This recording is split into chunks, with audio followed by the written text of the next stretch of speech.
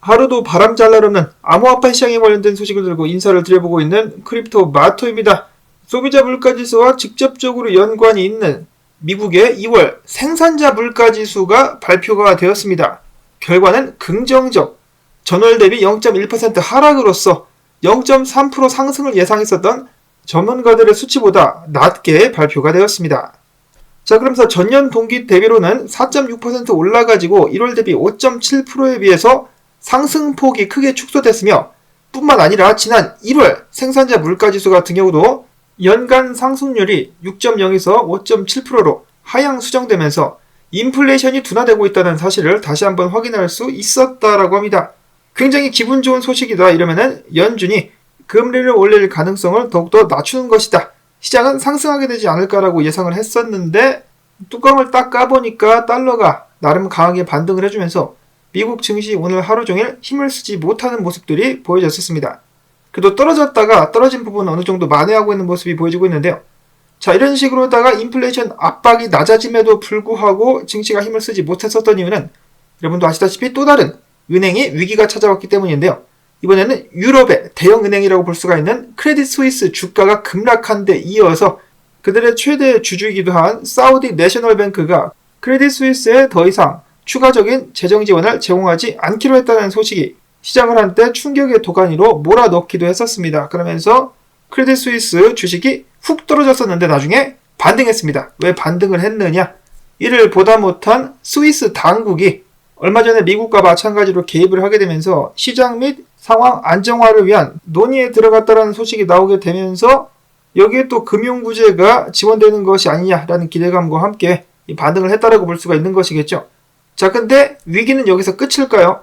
여러분도 아시다시피 전 세계 금융 시스템 같은 경우는 복잡하게 서로 얽혀 있습니다. 은행들 같은 경우도 죄다 밀접하게 연관이 되어 있는데 크레딧 스위스 외에도 스위스 UBS, 독일 도이체뱅크, 프랑스 소시에테 제네랄 등등 대형 은행들 역시 주가가 계속해서 떨어지면서 긴장 상태가 유지되고 있는 가운데 미국 같은 경우 그리고 이러한 움직임은 전 세계로 퍼져나가게 되지 않을까 싶은데요. 중소은행들 최근에 굉장한 긴장 상태를 맞이하고 있다고 합니다. 왜냐?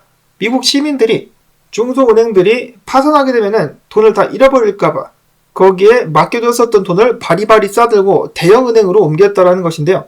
대형은행들 같은 경우는 파산하게 되더라도 정부로부터 구제를 받을 가능성이 굉장히 높기 때문에 비교적 훨씬 더 안전하다라고 느끼고 있다라는 것이겠죠. 자, 미국의 중소형 은행들의 파산으로 은행 시스템 위기가 거론되자 뱅크 오브 아메리카, JP모건, 시티그룹, 웰스파고 미국의 4대 대형은행에 굉장히 많은 양의 예금이 몰렸었다라고 합니다. 이러면은 미국의 중소형 은행들 전부 다 망할 고사 위기에 놓이게 되면서 대형은행들이 점차 흡수를 해가는 그런 그림이 그려질 수가 있겠습니다. 좋지 않은 상황 속에서 비트코인 같은 경우는 그래도 선전을 좀 해주고 있죠. 증시 하락에 약간 흔들리는 모습이 나오기도 했었으나 지금 24,500달러 선까지 반등을 해주고 있는 상황입니다. 그리고 며칠 전에 제가 잠깐 공유를 해드렸었는데 AI, 챗 GPT가 오늘 미국 증시가 크게 하락하게 될 것이다 라고 예측을 했었는데 떨어지긴 떨어졌는데 뭐 그렇게까지 크게 하락은 하지는 않았었습니다. 이 건방진 AI 너 틀렸어 임마. 다음으로 이어서 이제 전세계 투자자들의 눈은 다음 주에 있을 FOMC 연준 미팅으로 쏠리게 됩니다. 그 전에 앞서서 0.5포인트 금리 인상을 장담했었던 유로피언 중앙은행 오늘 밤 정도 해가지고 금리를 올릴 것인지 말 것인지 결정을 하게 될 것이라고 하는데요. 유럽의 은행들도 아작나고 있는 상황 속에서 금리를 쉽사리 올릴 수 있을까? 어떤 이들은 그들이 가오를 잡기 위해서 0.25% 정도는 지속적으로 올릴 수도 있을 것이다라는 예상을 하기도 합니다. 자, 그리고 연준 같은 경우는 어떨까? 금리 인상폭은 많아봤자 0.25%가 될 것이다 말 것이다 말들이 많이 나오고 있죠. 그리고 제가 어제 한 가지 실수를 했는데 노무라 쪽에서는 금리 인하 0.25% 인하를 예상하고 있었습니다. 인상이 아니라 인하를 예상할 정도로 지금 미국의 상황이 좋지 않다. 그리고 미국의 금리 스왑 마켓 같은 경우는 연준이 올해 내에 기준금리를 1% 떨굴 것으로 예상을 하고 있었다라고 합니다. 다음 주에는 과연 어떤 일들이 발생할 것인가? 다시 한번 맞이하게 되는 이제 좀 이렇게 말씀드리기도 지겨운데 운명의 한 주, 그만큼 많은 사건 사고들이 계속해서 발생을 하고 있습니다. 자, 스릴 있어가지고 재밌긴 한데 그와 동시에 지치네요. 와, 정말 사람들을 여기저기 끌고 다니고 있는 시장. 이런 상황 속에서 캐시우드 같은 경우는 올해 인플레이션이 2%를 하회하거나 마이너스로 전환될 가능성이 있다. 이거 좀 오바가 아닌가 싶네요. 그런데 일단 이번 사태와 더불어 가지고 캐시우드의 아크인베스트 펀드로 많은 자금이 몰려 들어왔다라는 소문이 있습니다. 그만큼 위험자산 쪽에 한번 베팅을 걸어보려는 사람들이 늘어나고 있는 것은 아닌가. 그러면서 캐시우드, 돈나무 언니 같은 경우는 미국 당국에 일침을 날리기도 했었습니다. 미국의 규제 당국들이 이제는 디파이를 노리고 있다라는 발표가 나오자 이에 대한 돈나무 언니의 일침. 야, 니네는 헛짓거리 하지 말고 은행 감시나 똑바로 해라. 지금 은행 개판 났잖아. 미국 같은 경우 지금 단기금리가 1년 만에 19배나 치솟고 은행 예금이 1920년대 이후 처음으로 전년 대비 감소하는 등 자산 및 채권의 자금이 회수되는 평균 만기 미스매치라는 위기가 눈앞에 닥쳐오고 있지 않느냐. 암호화폐 괴롭힐 생각하지 말고 너나 잘하세요 라고 말을 한 것이죠. 그리고 1920년대에 이야기가 나와서 말인데 일론 머스크도 최근에 트윗을 남기면서 지금 현재 상황이 1920년대와 굉장히 비슷하다는 느낌이 든다라고 이야기를 하기도 했었습니다. 자, 갈수록 위기를 치닫고 있는 미국 경제, 그리고 전염병처럼 돌기 시작하는 은행들의 위기, 이러한 은행들의 위기를 타개할 수 있는 방법 중에 한 가지는 비트코인을 매입하는 것이다. 누군지는 모르겠지만 이번에 파산을 신청한 실리콘밸리뱅크 앞에 누군가가 비트코인을 선전하는 트럭을 딱 대놓고 있는 모습 굉장히 인상적입니다. 그런 의미에서 비트코인 가지아를 다시 한번 외쳐보고 싶네요. 참고로다가 실리콘밸리뱅크 은행 같은 경우는 이 정치적인 말씀을 드리려는 것이 아니지만은 은행 자체가 이 좌편향적인 은행이었었다라고 합니다. 은행의 임원 같은 경우도 그쪽에 관련된 발언들을 많이 했었고, 무엇보다 몇 년 전에 있었던 흑인의 생명은 소중하다라는 운동이 있었죠. 과정 속에서 가게에 불 지르고 가게에 물건 털이하고 지나가는 사람들을 잡아다가 막 죽을 때까지 때리고, 제가 봤을 때는 폭동과 진배 없는 그런 행위가 있었는데요. 그 행위를 지원하기 위해서 무려 7,300만 달러 상당이나 터졌다라고 합니다. 제가 듣기로는 나중에 이 지원금들 온데간데 없이 사라져가지고 그쪽에서도 혼란이 있었던 것으로 알고 있습니다. 자, 아무튼 그랬었던 실리콘밸리뱅크가 이제는 파산이 나자 정부가 나서서 돈으로 메꿔준 상황. 이제서는 본격적인 비트코인 관련된 소식들로 넘어가 보도록 하겠습니다.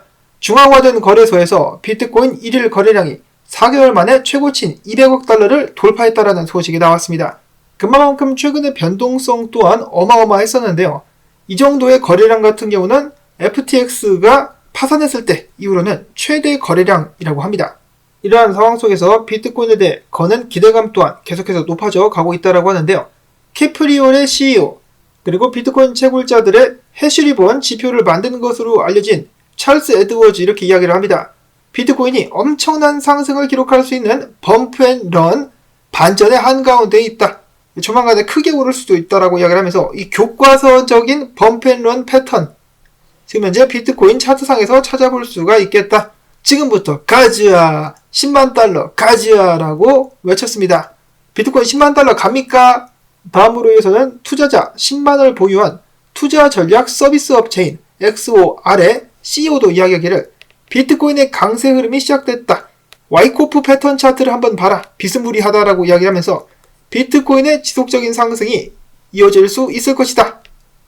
다른 지표 같은 결론, 비트코인 가지아를 외쳤습니다. 한편 이와는 반대로 분석가들 같은 경우 상반되는 의견들이 보여지기도 했었는데요. 일단 달러가 강세를 보이고 있는 것이 약간 좀 불안하다. 지금 보시면은 역 헤드앤숄더를 만들랑 말랑 달러가 반등을 하고 있는 상황 속에서 바이낸스에는 살벌한 비트코인 매수벽이 펼쳐지고 있었다라고 합니다. 지금 보시면은 22,000달러대부터 23,600달러까지 비트코인 1,500개, 1,500개, 2,100개, 1,700개, 1,400개 등등 매수벽이 진을 치고 있었기 때문에 이거 좋은 상황이 아니냐라고 해석을 하기도 했었는데, 이 같은 상황을 두고 다른 분석도 있었습니다. 자, 이런 식으로 매수벽이 펼쳐지고 있는 것은 맞지만은 지금 거래소에는 비트코인 8만 개가량이 매도되기 위해서 준비가 되어 있다. 8만 개가량이 떨어지게 되면서 해당 매수 주문들을 메꿀 것이다. 그야말로 가격이 22,000달러대까지 한번 떨어질 것이다 라고 예측을 하기도 했었습니다. 자, 과연 이 사람의 주장대로 비트코인 8만 개가 던져지게 되면서 큰 조정이 한번 나오게 될 것인가? 크립토 뉴보라는 분석가는 단기적으로 크게 떨어지지 않고 버텼기 때문에 25,541달러까지 반등할 수 있다라고 예측을 하고 있는 가운데, 큰 그림으로 봤을 때는 비트코인이 저항에 걸려가지고 올라가질 못하고 있기 때문에 25,200달러 위에서 안착을 해주지 않는 이상 추가적인 하락이 예상된다라고 트렌드 라이더라는 분석가는 밝혔습니다. 이어서 비슷한 의견이라고 볼 수가 있겠는데요. 저항에 딱 막혔습니다. 올라갔을 때 버텼으면 좋았을 텐데 일봉에서 긴 꼬리를 남기면서 저항 구간에서 막혀있는 상황. 근데 뭐 이렇게 되면은 지금 당장 바로 뚫을 필요 없이 좀 조정받고 기모아가지고 다시 한번 뚫으러 올라가는 편이 나을 수도 있겠습니다. 이어서는 비트코인 신화적인 도시 중에 하나인 스위스의 루가노의 게스 상점에서 비트코인 결제를 지원한다라는 소식이 나왔었고요. 다음으로는 코인마켓 캡이 가장 큰 암호화폐 미디어인 코인데스크를 인수할 가능성이 있다는 소식이 나왔습니다. 코인마켓 캡은 바이낸스의 소유죠. 그래서 정확히는 바이낸스가 코인데스크를 인수할 의향을 가지고 있다라고 볼 수가 있겠습니다. 최근처럼 계속해서 미디어를 활용해가지고 암호화폐를 공격할 때 마찬가지로 미디어를 활용해가지고 맞받아 쳐보려는 것은 아닌가. 다음으로는 코인베이스의 레이어2 프로젝트죠. 베이스에 유니스왑과 아베가 배치될 수 있다라는 소문이 돌고 있다라고 합니다. 자, 베이스 같은 경우는 옵티미즘을 주로 활용한다는 소식이 나오면서 옵티미즘 가격이 오르기도 했었죠. 이어서 유니스왑과 아베까지 정식적으로다가 발표가 나게 된다면 가격 상승을 좀 기대해 볼 수도 있지 않을까라고 잠깐 생각을 해봅니다. 그리고 영상을 만드는 동안에 나온 추가적인 소식들, 스위스 중앙은행이 크레딧 스위스의 재정 상태가 양호하다, 필요하면 유동성을 추가로 공급해 주겠다라고 하면서 투자자들을 안심시켰다라고 합니다. 한마디로 우리가 책임지고 자금 구제를 해주겠다. 역시 결국에는 중앙은행 및 정부가 개입하는 모습 보여줬었고요. 다음으로는 아크인베스트의 돈나무 언니 새로운 암호화폐 사모펀드를 출시하겠다라고 밝혔습니다. 해당 펀드의 이름은 크립토 레볼루션 펀드가 될 것이라고 하는데요. 일반 투자자들에게는 공개되지 않는 사모펀드라고 합니다. 근데 좀 치사하네. 개미들도 데리고 가지. 자, 아무튼 이렇게 해가지고 오늘도 나온 소식들을 한번 정리를 해봤습니다. 우여곡절이 있을 수는 있겠지만은 대세는 암호화폐다. 흔들리는 은행 시스템들과 정부들이 돈을 처발라가지고 위기를 모면하는 상황 속에서 시민들이 비트코인에 대해서 더욱더 많이 알아가게 되기를 바라보면서 나온 영상들 도움되셨다면 시청료다라는 의미에서 광고 영상 한 편만이라도 마지막까지 틀어주기 여러분들께 부탁을 꼭 드립니다. 여러분들의 도움이 있어야만 저도 계속해서 살아남을 수 있으니까요. 자, 그러면 저는 다음에 새로운 소식 가지고 인사를 드리도록 하겠습니다. 안녕히 계십시오.